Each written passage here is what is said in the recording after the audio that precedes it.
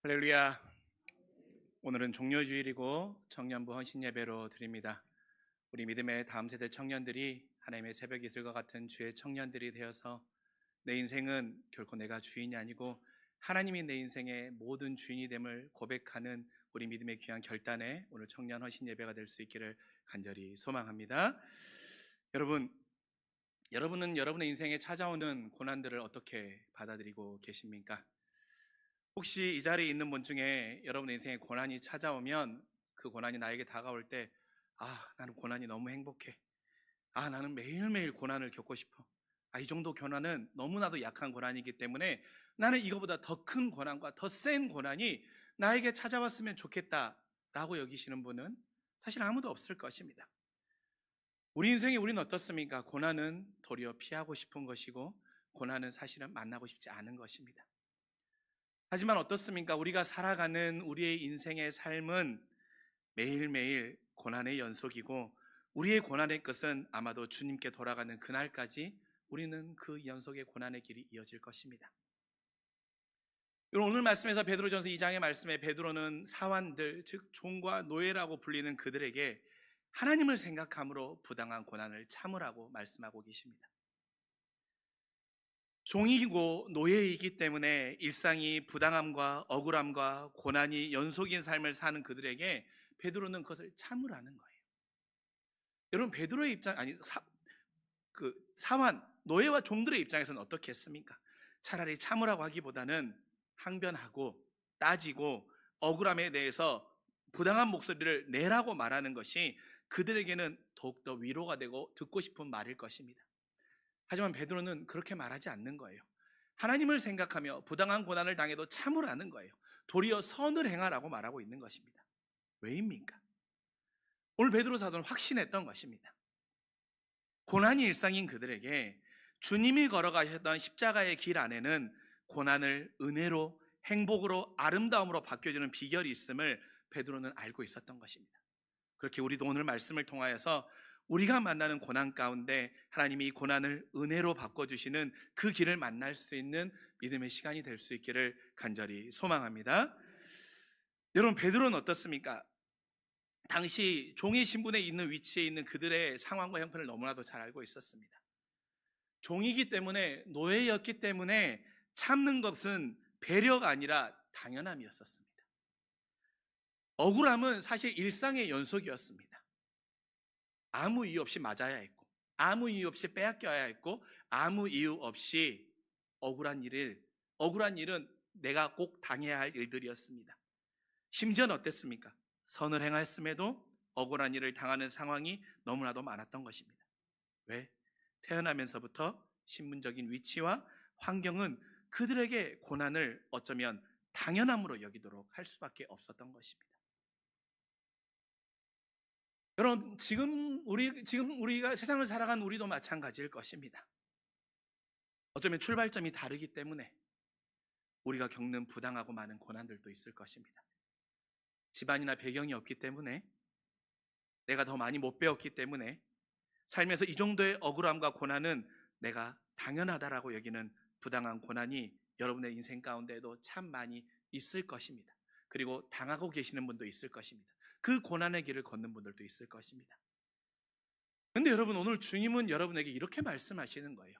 19절과 20절의 말씀을 통하여서 이 고난은 슬픔이 아니라 아름다움이라고 말씀하십니다. 근데 여러분, 이 슬픔이 아니라 아름다움이라고 말씀하시는 이 아름다움은 행복이라는 뜻도 있는데요, 더 그 뜻은 뭐냐면 은혜라는 뜻이 있어요. 헬라어 원어로. 그러니까 여러분, 우리가 당하는 고난은 슬픔이 아니라 아름다움이라고 주님이 말씀하실 때는 이 슬픔 안에는 하나님이 예비해 놓으신 놀라운 은혜를 담겨 있는 것이고, 그 은혜를 우리가 볼 수 있는지 볼 수 없는가에 따라서 우리는 이 상황 가운데 은혜를 누릴 수 있는 자가 되기도 하고 은혜를 놓치는 자가 될 수도 있다라는 것입니다. 근데 여러분, 노예였고 종이었던 그들은 지금까지는 이 고난이 여전히 슬픔이었기 때문에, 내가 못 배웠기 때문에, 종이었기 때문에, 무식했기 때문에 이 고난은 그들에게 여전히 슬픔이었습니다. 하지만 주님은 이 고난은 너의 인생 가운데 아름다움이고, 이 아름다움을 넘어서 은혜라고는 의미를 부여해 주시는 놀라운 의식의 전환을 이루어 주시는 거예요. 하나님이 보실 때는 그 모습은 어쩔 수 없는 현실 앞에서 내가 감내해야 할 억울함이 아니었고 무엇이었냐면 십자가에서 보인 길에 대한 믿음의 반응이자 순종이기 때문에 이것은 억울함이 아니라 은혜라고 주님은 우리에게 정의해 주시는 것입니다. 여러분, 베드로는 베드로전서 3장 18절에 이렇게 말합니다. 그리스도께서 단번에 죄를 위하여 죽으사 의인으로서 불의한 자를 대신하였느니라고 말씀해 주십니다. 우리가 알다시피 주님은 흠도 없으시고 죄도 없었던 분이셨습니다. 하지만 우리를 위해 억울한 누명과 모욕도 당하시면서 세상에서 가장 불의한 재판의 결과를 받으셨습니다. 그렇지만 주님은 우리에게 본을 끼쳐 그 자취를 따르도록 하시기 위하여서 그 십자가의 길을 묵묵히 걸어가셨습니다. 그런데 그리스도를 주라 고백하는 믿음의 사람들이 주님이 보이신 그 십자가의 본의 길을 따라오니 주님의 눈에 볼 때는 그 모습이 한없이 아름답게 보였던 것입니다. 그리고 그 아름다움의 길, 그 길을 걷는 것이 행복의 길이고 그 행복을, 고난을 행복으로 맞이할 때 그 안에 누리는 엄청난 은혜가 담겨 있음을 베드로는 알았기 때문에 너의 인생 가운데 만나는 부당한 고난이나 억울한 상황이 슬픔이 아니라 주님의 은혜를 만날 수 있는 신비임을 우리에게 오늘 말씀 가운데 전해주고 있는 것입니다. 사랑하는 성도 여러분, 저와 여러분은 크기와 강도는 다를 뿐 부당하고 억울한 고난의 상황들이 하나씩은 다 있을 것입니다. 그리고 그것은 우리의 대부분의 의지와 상관없이 우리는 그것들을 겪어내야 합니다. 그때 사단은 우리의 마음을 이쪽으로 이끌고 갑니다. 부당하지, 억울하지, 슬퍼해, 자책해, 분노해, 원망해, 누구에게 그 탓을 돌려 우리의 마음을 그쪽으로 이끌고 갑니다. 그렇지만 우리 십자가의 주님은 너는 내가 보인 본을 따르는 아름다운 은혜의 길을 걷는 자라고 우리에게 말씀해 주고 계시는 것입니다. 그래서 베드로는 4장 13절에 다시 한번 이렇게 말합니다. 오히려 너희가 그리스도의 고난에 참여하는 것으로 즐거워하라고 말합니다. 오히려 그것을 즐거워하라고 한 걸음 더 나아가는 것입니다. 소망하기는 우리 인생에 만나는 부당한 고난을 슬픔이 아닌 아름다움과 은혜라 하시며 격려하시는 주님을 기억하며 그 상황 앞에서, 산적한 그 상황 앞에서 하나님의 위로와 힘을 얻을 수 있는 저와 여러분 모두가 될 수 있기를 주님의 이름으로 간절히 축원합니다. 근데 여러분, 우리가 그래서 알겠어요. 그렇다면 우리 안에 이 부당한 고난이 은혜가 되기 위해서 필요한 믿음의 모습들이 있지 않겠습니까? 그것이 은혜로 바뀌기 위해서 우리에게 필요한 모습이 있는데, 먼저는 19절의 말씀입니다. 하나님을 생각하면서 참으라는 것입니다. 하나님을 생각하면서 참으라는 것. 우리는 가끔 너무 화가 날 때 그런 말 할 때 있죠. 나 진짜 화났는데 내가 누구 봐서 참는다.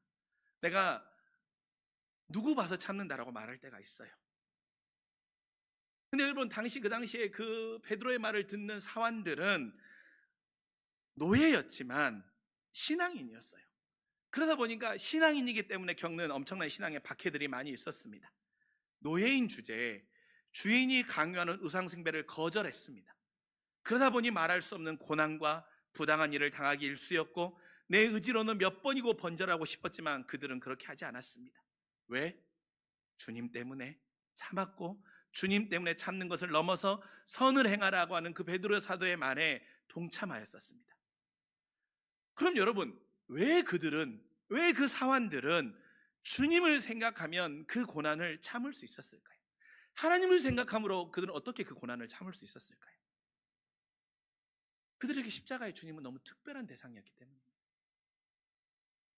보잘것없고 물건 취급받으며 죽어도 아무렇지 않게 여겨졌던 자신이었는데, 그런 나를 위해 하나님의 아들 되시는 주님이 이 땅에 오셔주셔서 나를 대신해 죽어주셨다라는 거예요. 그것도 아무 조건 없이. 그들은 태어나서 단 한 번도 받아본 적이 없는 무조건적인 사랑을 주님의 십자가를 통하여서 경험한 것입니다. 물건 취급받던 나를 구원받아야 될 보배로운 존재라고 말씀하시고, 없어져도 아무렇지 않은 나를 하나님의 아들이라, 너는 내가 택한 나의 아들이라, 딸이라 주님이 말씀해 주셨던 것입니다. 그렇게 주님을 생각하면 참아진다는 것은 내 안에 주님께 받은 십자가의 사랑이 있을 때 가능함임을 기억한 우리 모두가 되기를 원합니다. 그러니 내 안에 십자가의 사랑의 감격이 깊어지면 깊어질수록 우리는 주님을 생각함으로 부당함 가운데도 그 길을 따를 수 있게 되는 것입니다. 여러분, 베드로도요, 사도행전 4장 5장 40절과 41절의 말씀에 보면 그도 부당하고 억울한 일을 당했어요. 그도 채찍질을 맞았어요. 그도 예수님의 복음을 전하다 채찍을 만든 일이 있었습니다. 그리고 많은 이들이 베드로에게 예수의 이름을 말하는 것을 금하라고 했어요. 하지만 베드로는 그 이름을 위하여서 능욕받는 일을 합당함으로 여기고 기뻐했었습니다. 베드로도 그 은혜를 입었기 때문에, 복음을 전하다 부당한 고난 가운데 은혜를 입었기 때문에, 그렇지만 그로 인해 합당한 자로 여김을 기뻐했던 베드로는 나도 주님의 십자가의 사랑이 내 안에 깊이 있었기 때문에 하나님을 생각하면서 그 고난을 참을 수 있었기에 그 경험을 그 사환과 노예들에게 말했던 것입니다. 그렇게 소망하기는 우리도 십자가의 사랑을 보이신 주님의 사랑을 내 안에 더 많이 채워가면 채워갈수록 부당하고 억울한 고난을 믿음으로 이겨낼 수 있는 그 변화가 일어남을 기억하며 우리도 모든 상황 가운데 나의 의지가 아닌 나에게 허락하셨던 하나님의 십자가의 사랑을 먼저 기억하고 그 사랑을 통해서 우리의 상황을 이겨내고 참아낼 수 있는 믿음의 걸음들이 우리 안에 있기를 간절히 소망합니다. 둘째로는 무엇입니까? 하나님의 인정하심을 자긍심으로 여기는 것이 우리 안에 필요합니다. 하나님의 인정하심을 자긍심으로. 베드로는 20절에 이렇게 말합니다. 선을 행함으로 고난을 참으면 이는 하나님 앞에서 아름답다는 거예요. 베드로는 하나님 앞에서 아름답다고 그들에게 강조하고 있습니다. 여러분, 우리는 믿는 자이기 때문에 너무나도 신앙생활하면서 많은 말을 들었어요. 무슨 말입니까? 원수도 사랑하라고.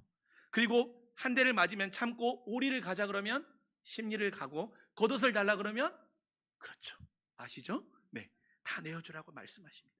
우리는 주님의 그 말씀을 알고 있기 때문에 우리는 믿는 자로서 그런 선함의 길들을 걸어갑니다. 그리고 행해갑니다. 하지만 우리는 그런 상황 가운데 때로는 예수 믿는 사람이면 그렇게 행하는 것이 당연한 거 아니야? 라고 하는 세상의 사람들의 말을 듣기도 합니다. 심지어는 이것을 악용하여서 이용하는 사람들 가운데 그것을 이용당하기도 합니다. 그럴 때 우리는 어떻습니까? 절망하기도 하고 실망하기도 하고 내 선함을 인정해 주지는 상황 앞에서 속상한 마음을 겪었던 우리 안에 그런 경험들이 한 번쯤은 있으실 겁니다. 그런 우리에게 베드로는 묻고 있는 거예요. 너는 누구에게 아름다움을 인정받고 싶냐고 말입니다. 너가 주님의 자치를, 본을 보이신 주님의 자치를 따르는 것을 하나님께 인정받고 싶냐? 사람에게 인정받고 싶냐? 하나님께서 기뻐하시는 길을 가길 원하느냐? 사람들이 원하면 사람들에게 칭송받는 길을 가보기를 원하느냐라고 베드로는 우리에게 묻고 있는 거예요. 그렇게 비록 세상이 내 선함을 몰라준다고 할지라도 하나님께서 인정해 그것이 아름다움이 그 은혜라 말하면 우리에게 그거보다 더 큰 위로가 어디 있냐라고 베드로는 우리에게 들려주고 있는 것입니다. 그러니 믿는 자에게는 세상의 인정받음보다는 하나님 앞에 인정받음을 더욱더 구하고 나아갈 수 있는 우리 모두가 될 수 있기를 간절히 소망합니다. 여러분, 우리는 주님이 기억해 주시면 족한 거 아닙니까? 주님이 기억해 주시면 족한 거 아닙니까? 그래서 히브리서 6장 10절의 말씀, 하나님은 불의하지 아니하셔서 우리의 행위와 그의 이름을 위하여 나타낸 사랑으로 이미 성도를 섬긴 것과 이제도 섬기고 있는 것을 잊어버리지 아니하신다고 우리에게 말씀하십니다. 주님은 결코 여러분이 주님의 십자가의 자치를 따르신 걸 잊어버리지 않으십니다. 그리고 기억하시고 천국에서 우리를 해같이 빛나게 하신다고 약속하십니다. 그렇게 여러분, 우리가 이번 고난주간을 한 주를 살아가며 우리는 하나님의 인정하심을 자긍심으로 여기며 살아갈 수 있는 저와 여러분이 될 수 있기를 간절히 소망합니다. 또한 여러분, 주님은 십자가의 고통 속에서 우리에게 고난을 은혜로 바꾸는 길을 보여주셨습니다. 먼저는 주님은 23절의 말씀에 공의로 심판하시는 이를 신뢰하는 모습을 우리에게 보여주십니다. 공의로 심판하시는 이의 모습을 신뢰하고, 오늘 보면 22절과 23절에 기록되어 있는 말씀을 보면 이 말씀은 이사야서 53장 7절의 말씀을 베드로 사도가 인용하고 있는 말씀이시죠. 주님은 죄도 없으시고 죄가 없으시지만 고발자의 모욕과 고문 앞에서 아무런 대응도 하지 않으시고 침묵과 온유함으로 모든 고난을 담당하셨습니다. 주님은 때로는 겟셋마네에서 그 동산에서 내가 감당해야 할 잔을 피하고 싶다고 하는 그런 모습도, 그런 기도도 하셨습니다. 그렇지만 주님은 이 모든 과정 속에서 하나님을 신뢰하는 모습을 보이시고 하나님께 순종하셨습니다. 그리고 오늘 성가대의 찬양과 또한 우리의 그 고백처럼 주님은 돌아가시기 그 마지막 순간에 내 영혼을 아버지 손에 부탁하신다라고 말씀하시고 십자가에 달려 돌아가셨던 것입니다. 왜입니까? 주님은 공의로 심판하시는 하나님을 믿어 신뢰했기 때문입니다. 그리고 주님께서 신뢰하시던 하나님은 그 십자가의 죽음이 끝이 아니고 부활의 영광의 사건을 통하여서 주님을 영광스럽게 하셨고, 그리스도의 십자가의 죽음이 이 세상 가운데 가장 위대하고 가장 아름답고 가장 은혜가 넘치는 대속의 사건으로 우리에게 허락해 주셨던 것입니다. 우리는 여전히 고난 앞에서 선을 행하고 주의 자치를 따르지만 아무런 변화도 없는 현실 앞에서 회의감이 밀려오거나 주님을 향한 의심이 찾아올 때도 있을 것입니다. 하지만 여러분, 그렇지 않습니다.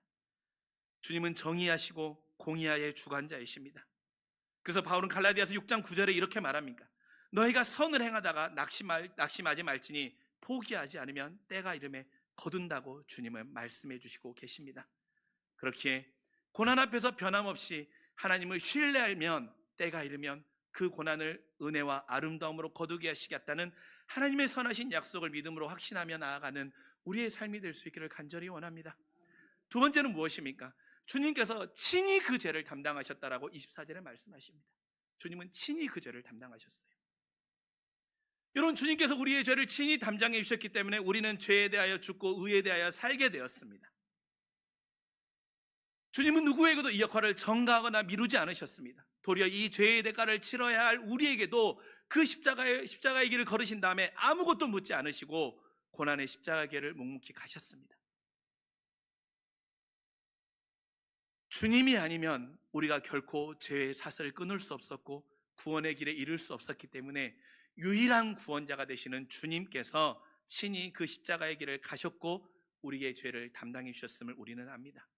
주님이 친히 담당해 주시지 않으셨으면 우리는 여전히 죄의 자식이 되었고 죽음의 형벌 가운데, 죄의 형벌 가운데 허겨다가 우리의 인생은 비극으로 끝날 수밖에 없었지만 주님께서 친히 우리의 죄를 감당하시고 십자가를 져 주셨기 때문에 우리는 구원의 대속의 은혜를 누릴 수 있지 않는 것입니까? 그렇다면 여러분, 그 주님이 그러면서 주의 자치를 따르라고 말씀하십니다. 우리는 오늘부터 고난주간의 한 주를 보냅니다. 여러분의 인생 가운데에도 피하는 자리와 친히 담당해야 할 두 자리가 여러분의 인생 가운데 놓여 있습니다. 피하는 자리는 쉬운 길이 될 수도 있고 넓은 길일 것입니다. 하지만 친히 담당하는 길은 좁은 길입니다. 그렇지만 주님을 따르기에 주님께서 보이신 그 본의 자체를 따르는 길이기에 은혜의 길이 되는 것입니다. 이번 한 주 여러분이 고난주간을 살아가시면서 고난과 억울함을 당할지라도 선을 행함을 통하여서 하나님을 기쁘시게 하기 위해 여러분 앞에 놓인 모든 선한 길을 누가 감당해 준가 아니라 우리가 친히 그 길을 감당하고 그 길을 걸어감을 통하여서 하나님의 그 십자가의 은혜의 열매들을 맺어갈 수 있는 귀하고 복된 우리의 삶의 열매들이 있기를 주님의 이름으로 간절히 축원합니다. 근데 여러분, 제가요 이 말씀을 묵상하는 동안 제 안에서도 삶에서 부당하고 억울한 고난의 모습들을 여러 번 만났습니다. 목사님이 일부에 이 말씀을 듣고 부교육자로 살면서 당하는 부당한 고난이 많을 거라고 말씀하시는 거예요. 근데 사실 그런 것보다 제 삶에서 실존적으로 만나는 너무나도 부당하고 억울한 고난들이 많은 거예요. 근데 그때마다 주님의 십자가를 생각하면 참아져야 되는데 참아지지도 않고 본을 끼쳐 그 길을 따라야 되는데 순종하지 못하는 제 모습들이 너무나도 많은 겁니다. 그때마다 너무 괴로운 거예요. 그때마다 내 자아대로 하고 싶은 내 안의 혈기가 매 순간 올라오는 겁니다. 내 의지로 노력해 보려고 해도 되지 않고 아는데 그렇게 살지 못하고 순종하지 못하는 모습 때문에 스스로 자괴감이 너무 큰 거예요. 내가 목사로서 자격이 있나라고 하는 그런 자괴감과 회의감이 막 밀려오는 거예요. 도대체 왜 그럴까? 이 말씀을 묵상하고 있는데, 이 말씀의 은혜대로 살아야 되는데 나는 왜 되지 않을까? 너무나도 답답했습니다. 그래서 제 마음을 붙잡고 하나님 앞에 간절히 기도할 때 주님은 기도 가운데 내 안에 메마른 십자가의 사랑의 상태를 보게 하셨습니다. 주님의 십자가의 사랑을 기억함으로 고난을 대하고 있는 내 모습이 없는 저를 보게 하셨던 것입니다. 여전히 세상 가운데 칭찬받기를 원하고, 여전히 내 의지대로 하기를 원하고, 여전히 내 윤리적인, 내 도덕적인 모습으로 하려고 했던 제 모습을 보게 하셨습니다. 그러면서 기도 가운데 주님이 제안해 주시는 책망의 마음은 무엇이었냐면, 내가 고난 앞에서 순종하면 순종할수록 십자가는 너를 위한 사랑임을 깊이 만나게 될 것이라고 하는 주님의 마음을 보게 하셨습니다. 제가 그러한 마음을 묵상하니 부당한 고난 앞에서 주님의 길을 따르는 것은 어렵고 고통스러운 길이 아니라 주님이 나를 얼마나 사랑한지를 깨달을 수 있는 좋은 재료가 될 수 있음을 믿음으로 확신케 되었습니다. 부당한 고난 가운데 그럴수록 내가 그 길을, 주님의 십자가의 사랑이 내 안에 더 많아지면 더 많이 따를 수 있겠구나, 더 기쁨으로 따를 수 있겠구나, 더 은혜로 따를 수 있겠구나라고 하는 것을 깨달았습니다. 주님 때문에 우리의 고난도 가치와 의미를 갖게 되는 놀라운 기적이 일어날 수 있겠다라고 하는 확신을 누리게 됐습니다. 그러면서 제가 이 말씀을 준비하며 제 안에 도달한 결론은 무엇이었냐면, 십자가의 주님이 나를 택해 주시고 내 삶에 찾아와 주신 그 자체가 나는 은혜였음을 고백할 수밖에 없었습니다. 때로는 주님이 고난 가운데 우리의 인생의 해결의 길을 보여주지 않더라도, 내가 바라는 무언가를 더 응답해 주지 않더라도 주님이 계시는 것 자체가 내 인생의 가장 큰 은혜이며 행복임을 고백할 수 있게 되었습니다. 그래서 내 삶에 고난을 은혜로 바꾸는 길은 예수님을 통해서 얻기를 원하는 해결책에 있는 것이 아니라, 예수님을 통해서 내 고난이 사라지길 원하는 구체적인 삶의 해결책에 있는 것이 아니라, 고난의 상황 가운데도 함께해 주시고 친히 내 죄를 담당해 주신 그 십자가의 주님이 계시다고 하는 그 자체가 나의 일체 은혜의 비결임을 고백하게 되었습니다. 여러분, 제가 어린 시절 아마 한 초등학교 1, 2학년 때 한 8살, 9살 때 일이었던 것 같습니다. 저희 어머니와 아버지도 어린 시절에 참 삶이 버거워서 그런지 참 많이 다투셨어요. 싸우기도 많이 싸우시고 다투기도 많이 다투셨어요. 근데 어느 날 그 갈등의 골이 너무 깊었나 봅니다. 그래서 평소보다 좀 심하게 싸우셨어요. 그리고 싸우고 나면 보통 아버지들 어떻게 합니까? 에이 하고 먼저 집 나가시잖아요. 그 집을 나가고 나서 한참 있다가 어머니가 갑자기 제 손에 어느 정도 돈을 딱 쥐어주시더니 평소와는 다른 미소로 저에게 이렇게 말씀하시는 거예요. 엄마, 이제 아빠랑 더 이상 못 살겠어. 그러니까 아빠 말씀 잘 듣고 넌 이제 아빠랑 살아 라고 그러시는 거예요. 그리고 정말 뒤도 돌아보지 않고 집을 나가시는 겁니다. 집을 나가는데 그 순간 너무나도 무섭고 두려웠거든요. 근데 너무나도 무섭고 어려서 어머니를 붙잡지 못하겠더라고요. 그리고 나서 한참을 혼자 울다가 집 밖으로 나가서 막 여기저기 동네를 돌아다니면서 어머니를 찾았습니다. 저희 집에서 꽤 떨어져 있는 버스 정류장까지 걸어가서 혹시 거기 어머니가 있나, 아니면 어머니가 자주 가시던 곳곳을 가보았지만 어머니가 계시지 않는 겁니다.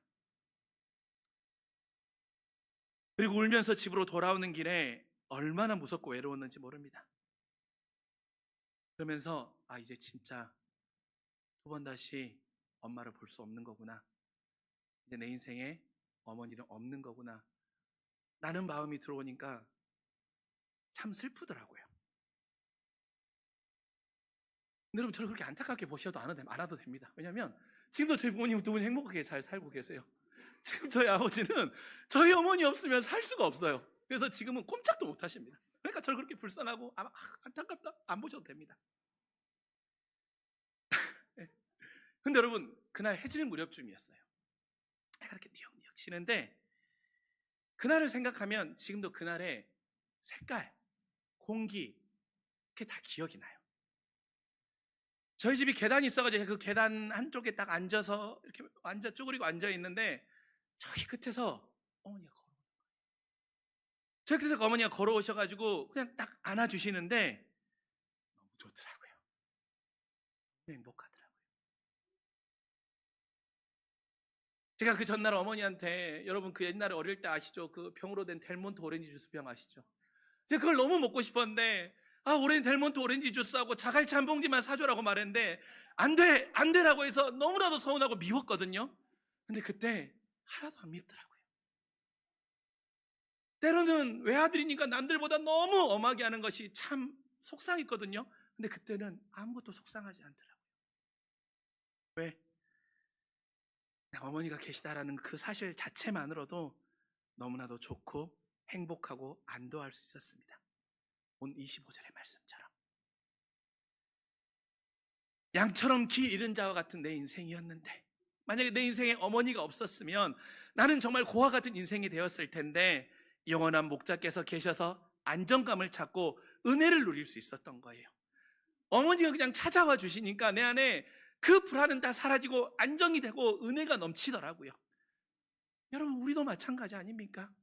우리 인생 가운데도 우리는 주님이 없으면 길 잃은 양과 같은 인생입니다. 그러나 목자 되신 주님께서 우리 인생 가운데 찾아오셔서 친히 찾아오셨기 때문에 우리는 안정을 누릴 수 있고 은혜를 누릴 수 있고 우리는 살아야 이유와 가치를 발견할 수 있음을 우리 모두 기억할 수 있기를 간절히 소망합니다. 사랑하는 성도 여러분, 저와 여러분에게 주님은 이런 분 아닙니까? 때로는 왜 내가 주님 때문에 이런 선을 행해야 하는지 답답함이 여러분의 인생 가운데 있을지도 모릅니다. 때로는 내가 고난 앞에서 이렇게 순종하는데 주님, 나에게 무언가 하나 해주셔야 되지 않습니까? 라고 하는 보상의 마음이 저와 여러분에게 있을지도 모릅니다. 그리고 그런 감정과 기대와 수많은 반복 속에서 주님의 십자가의 사랑이 저처럼 메말라버린 지금을 살아가는 여러분도 있을지 모릅니다. 특별히 지금 너무나도 경제적으로, 국가적으로, 또한 가정적으로 어려운 상황이 많기 때문에 아마 지금 그런 어려운 시절을 겪고 계신 여러분들도 있을 수 있습니다. 하지만 여러분, 우리 인생 가운데 십자가의 사랑이 주님이 계시는 것 자체만으로도 우리는 은혜를 입었습니다. 주님이 무엇을 해주지 않는다고 하셔도 주님이 없었다면 우리의 삶은 이 모든 고난의 순간 가운데 어떤 의미와 다시 일어날 힘도 우리는 찾을 수 없습니다. 주님이 있으므로 나도 있고 주님의 노래가 머물므로 나도 하나님을 찬양할 수 있는 것입니다. 그 주님이 나를 위해 십자가에서 고난을 당하셨습니다. 오롯이 나를 위해서 말입니다. 그것을 받아들이고 인정할 때 우리는 이 고난이 은혜로 변화될 줄 믿습니다. 고난을 은혜로 변화시키는 길은 다른 어디에 있지 않습니다. 바로 십자가의 주님에게만 있습니다. 그 주님의 길을 따라 걷다 보면 손해도 있고 고통도 있을지 모르지만, 그리고 내가 감당하기 어려운 순종과 인내도 있을지 모르지만, 그 경험은 결국 주님이 나를 얼마나 사랑하고 계신지를 더 깊이 체험하는 은혜가 됨을 기억하며 이번 고난의 한 주간 주님이 가신 그 길을 아름다움으로 따라가고, 여러분이 만나는 고난이 하나님의 은혜로 변화되는, 주님 때문에, 주님으로 인하여, 주님 덕분에 은혜로 변화되는 놀라운 은혜가 저와 여러분의 인생 가운데 넘쳐날 수 있기를 주님의 이름으로 간절히 축원합니다.